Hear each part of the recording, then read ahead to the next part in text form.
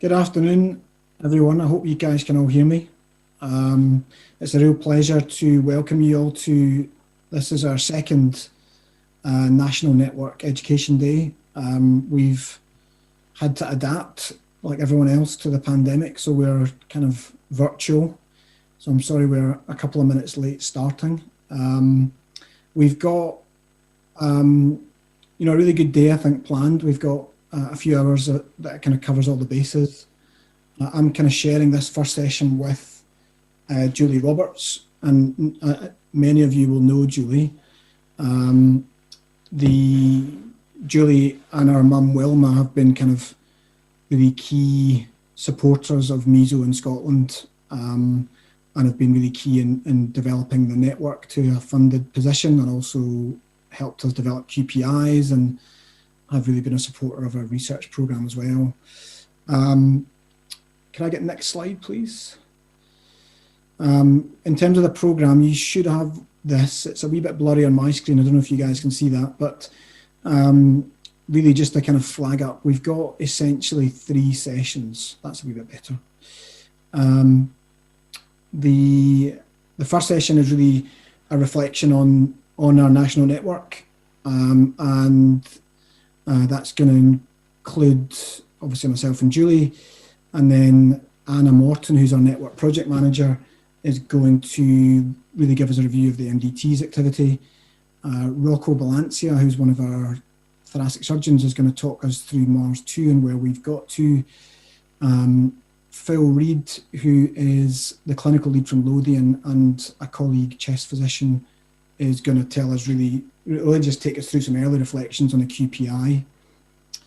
And then we're going to have about 15 minutes just to really for you to ask questions. So just in terms of housekeeping, this is all a bit new to all of us, but what we want you to do is to use the chat function just to ping in some questions, not in a conference kind of way at the end of the session, but really as they come to you during the talks. And we've got some staff in the background who'll field those, and we'll ping those into me, and I'll try and kind of field them, and we can try and answer some of them for you. And the other thing I should mention is that each session is sponsored, and you can see our sponsors there, which I'll come to a little bit more. Now, could I get the next slide, please? So I thought before we kind of moved forward, we would just look back a little bit. I mean, this is really, it's taken us about 10 years to get to today. It's been a kind of 10-year effort in terms of making mesothelioma a disease that's really supported by a kind of national infrastructure. And we did, start off with a kind of local pleural disease service in Glasgow, which, I think there were kind of probably, there are 7 steps there, but I think there were kind of some big themes, and I think they'll be reflected through today. And those really were the funding of our first nurse specialist, and we've got a big session on our being delivered really by and through our nurses. And also, having patients at the heart of it, and families, and that's very explicitly why Julie is talking first, and why she's going to give us her views, and also the kind of political awakening that allowed us to get the QPI through and the network funded. Can I get my next slide? So this is how the network looks in terms of its clinical staff, and the nurses are in kind of blue halos. This is the way they presented their pictures to themselves, but it's not far off the truth. Phil in Edinburgh hasn't got a nurse in his halo yet, but we have got all the other staff members funded, and you will know many of these faces, and we provide funding to most of these places, well, all of these places, but to varying amounts of these people. So we've got 2 CNSs in Inverness, and we've got Beth Sage and Carol McGregor in Inverness. And we've got Mahendran Chetty and Tracy Petrie in Aberdeen, and Phil Short and Susan Smith in Dundee, and Phil and his nursing colleague that's just about to be appointed. And then in Glasgow, we have Selena Sim and myself, and we have two CNSs, Carolyn McRae, who's our meso CNS, and Laura McNaughton, who's our pleural CNS.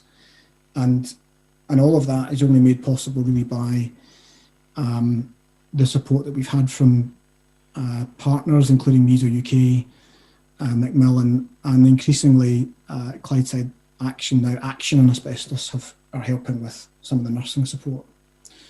And there are some key people that are not on here that are obviously Anna Morton, who's our project manager, and Elaine Smith, who is the person who sorts out the MDT for us and will send you your outcomes nice and quickly.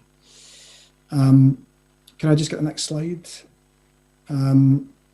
We've touched a bit on partners, and those are the key sponsors and partners of the network. I think it's also important for all our events. We can't send you out to meet the sponsors for coffee, but we are very grateful to our sponsors, and each has a session, and that's Thompson's and Digby Brown and Rocket Medical and Technical Solutions, who've put together the AV package.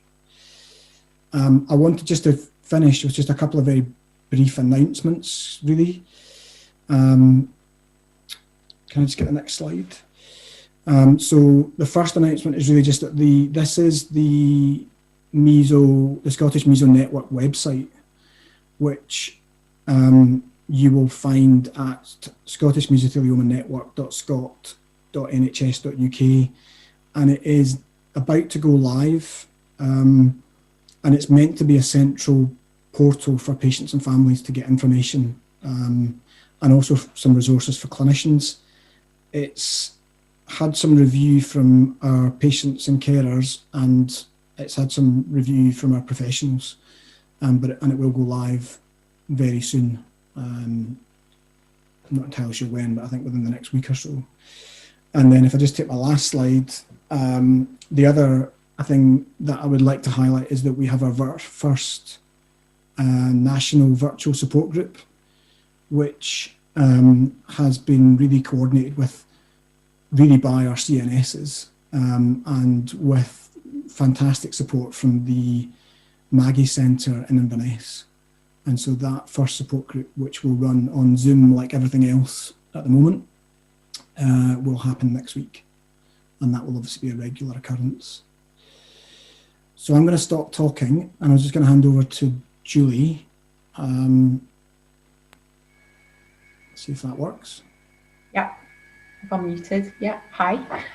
I'm Julie. Actually, I was going to start by just quickly showing a picture of my dad, because I realised I didn't do that at the last session, and you might actually wonder. So if you can see, hopefully you can, this is my dad, my mum, my niece. This was New Year's Day, maybe I reckon about 8 years ago. So yeah, just a nice thing to start off with. So yeah, hi, I'm Julie. For those of you that don't know me, I was just going to start by doing a super quick recap on my sort of story and my involvement, and it is super quick. It's like 3 years condensed into like 3 minutes. In 2015, my dad and unfortunately my uncle were both diagnosed with mesothelioma, and they both died 8 months later. And when I was thinking about what to say, I was remembering that what really characterized that period in my life was this line, and it was, "Mr. Roberts, you have mesothelioma, go home and die." And that sounds crude, but that is exactly the message that I heard, and that stayed with me. It stayed with me since the day he was diagnosed. There was nothing, there was no lifeline thrown to us. The information that we were given was so sporadic and so disorganized, and nobody was really sure. It was like, oh, I think you need to go here for information, or so-and-so's doing some work on that. It was just, and it ate into all of our time that we had left with Dad, and it just made an awful situation 100 times worse. And at the same time, and forgive me for saying this because this is going to sound crude also, but I had a friend whose mum had been diagnosed with breast cancer, and they could not throw enough stuff at her. It was try this trial, go to this place. There was a clear path between A, B, and C. And I was just like, what has happened in our system that my dad has been shown a red light? And this lady, who is lovely, has a green light. It just did not sit well with me. And I just didn't understand what had gone wrong, that somebody had been allowed to kind of make a decision to say that my dad's life didn't count and somebody else's did. So after Dad passed away, and once the fog had kind of cleared, I decided to kind of look into it in a little bit more detail. And actually, when I did, I was right. It wasn't fair. And where I started was the Scottish Government's cancer strategy, and they claimed to have covered all 200 known cancers at the time. This was a few years ago. Or they had covered all 200 known cancers in Scotland, and yet there was not one single mention of mesothelioma. And again, I found that really odd, because I knew we had the highest rate of it in the world, not just in the UK. But so it just did not make sense. And then I saw an opportunity through Hibernian Football Club to raise awareness of mesothelioma, and that's all I really wanted to do, was just to raise awareness of it, to help other people get to a GP faster so as they could have more time. And from there, it just kind of snowballed. It went from this video with Hibs to this 2.5-year lobby campaign, and I was really lucky to have the support of Kezia Dugdale. She was at the time the leader of the Scottish Labour Party. She really threw the light on it, and we got some lovely press coverage. And that's how I kind of have ended up in this little mix here. And that's really all I wanted to say. Collectively, the work that is happening now is going to reverse that message. So the message again that I heard was, Mr. Roberts, you have mesothelioma, go home and die. You are reversing that message to say, Mr. Roberts, you have mesothelioma, but this is what we're going to do to make sure that you survive for as long as you can, and if possible, never die. And no government should get to decide who lives and who dies. We're all important, and we all deserve to live a long and full life. So I really hope in the not too distant future that Kevin or Anna is going to get in touch, and they're going to say, Julie, the network's happening, but you're not speaking. Actually, we're going to get Mr. Roberts to speak. Mr. Roberts was diagnosed with mesothelioma 3 years ago. He started off in the network. He's going to tell his story about how he kind of progressed through it and how he's still with us today. And last week, he's going to end by telling us that last week he gave his daughter away at her wedding, and that's why the work that you're doing matters more than you will ever know. So it's so amazing to see everything that's happening, and I'm so excited to listen to all the speakers today. So I know a lot of you will put your coats on and go to work every day and think, I'm just going to do my job, but believe me when I tell you that what you're doing is more than just a job. So thank you so much, and it's great to be involved. Back to you, Kevin.